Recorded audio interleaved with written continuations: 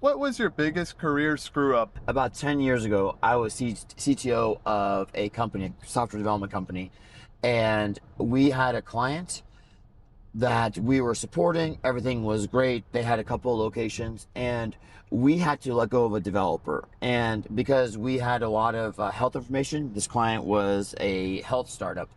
We had to basically ask him to drop his local database, wipe his laptop, and stuff like that.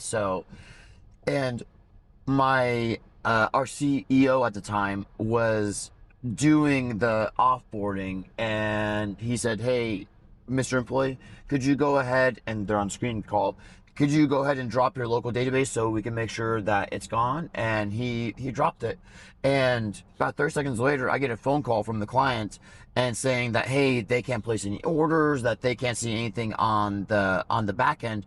And I'm like, uh-oh, what's going on? And I hear this conversation of the offboarding and connect the dots, and I realize, oh God, Mr. Employee was somehow connected to production and dropped the production database.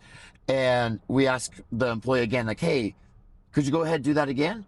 And sure enough, I watch it get dropped. So what makes it even worse than that is at the time, we were on a budget because we were a startup, and we didn't have our database hosted in the cloud. It was just on a local VM.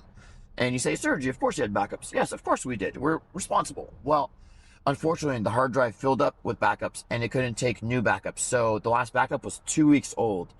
So basically, we had to spend almost 2 days, our entire team, putting together the data from emails. Thank God we had BCCs of emails of what customers ordered. So it took us 2 full days to rebuild everything. And that's probably the closest we came to getting sued. So lessons learned there is always test your backups and never allow employees, especially ones that you're letting go, to have write privileges or drop privileges to your databases.